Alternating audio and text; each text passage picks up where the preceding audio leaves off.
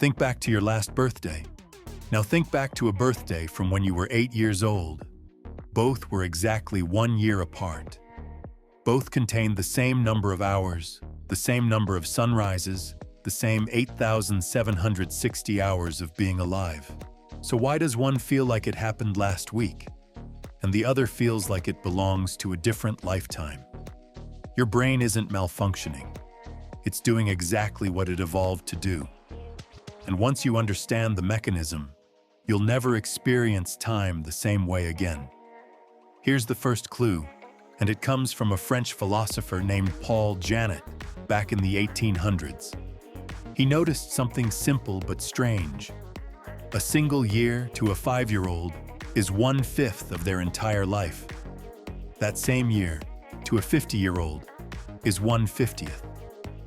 Mathematically, identical stretches of time occupy wildly different proportions of what you've lived.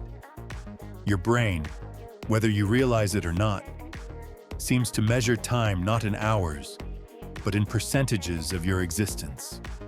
This is sometimes called the proportional theory of time, and it explains part of the mystery, but only part. Because proportion alone doesn't explain why a 2-week vacation can feel like it lasted 5 minutes once it's over, while a boring Tuesday afternoon at your desk can feel like it stretched on forever while you were living it. Something else is happening. Something inside your memory itself. In the early 2000s, neuroscientist David Eagleman ran an experiment that changed how scientists think about time. He had volunteers free fall backward off a platform 75 feet down into a net while wearing a device on their wrist that flickered numbers too fast for the eye to normally catch. During the fall, people swore time had slowed down. It felt longer, slower, more vivid.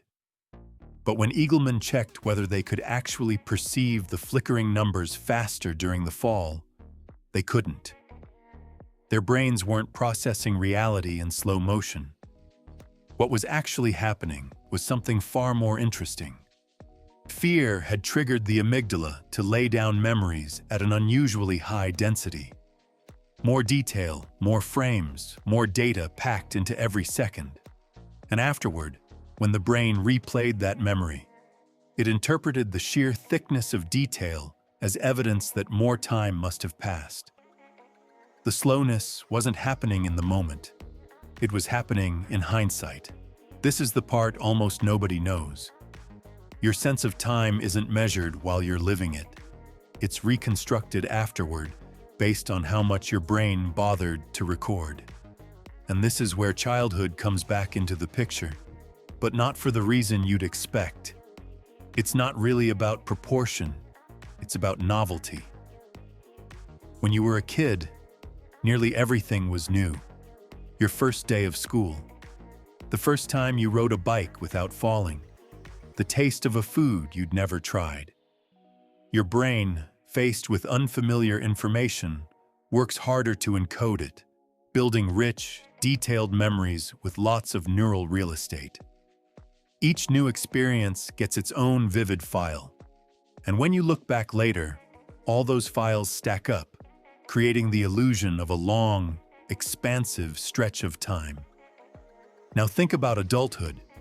You wake up, you take the same route to work, you eat something familiar, you scroll the same 3 apps. Your brain, recognizing the pattern, stops working so hard. Why encode every detail of a commute you've done 400 times before? It compresses the experience, stores a kind of shorthand instead of a full memory, and moves on.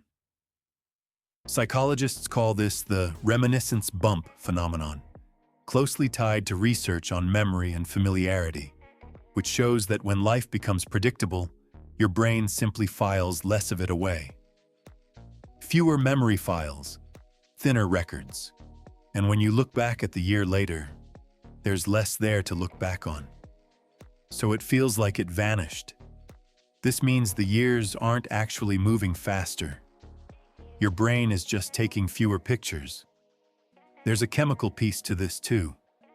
Psychologist Peter Mangan found that dopamine levels appear to influence our internal clock, and dopamine naturally declines with age.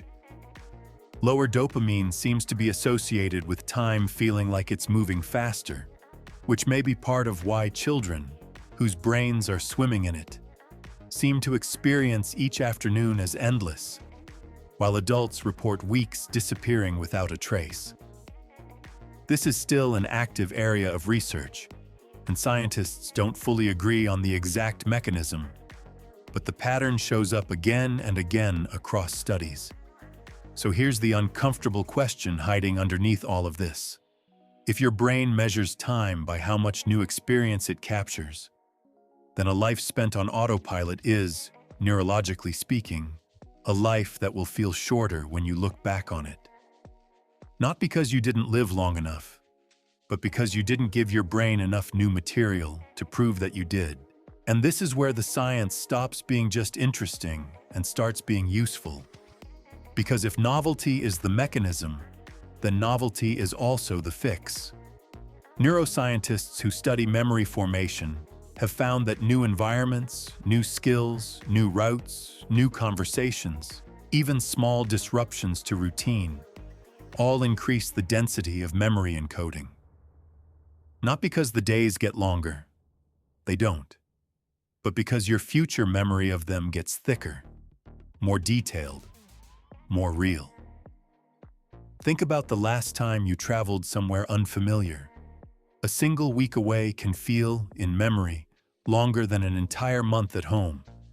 Not because the week contained more hours, because it contained more firsts, which means the sensation of time speeding up isn't really about aging at all. It's about familiarity accumulating faster than curiosity can keep up with it. Somewhere between childhood and now, most of us stopped asking, "What's this?" and started asking, "Where's my keys?" And your brain, always efficient, always economical, simply adjusted its note-taking to match. You won't get more hours in a day. Nobody does. But you can change how many of those hours your brain decides are worth remembering. And the strange, quietly hopeful truth buried inside all this neuroscience is this: the years don't have to keep shrinking. They only shrink when nothing new happens inside them. So the next time a year feels like it disappeared, ask yourself, honestly, how much of it did you actually experience for the first time? Because your brain isn't stealing your time. It's just been waiting for you to give it something worth remembering.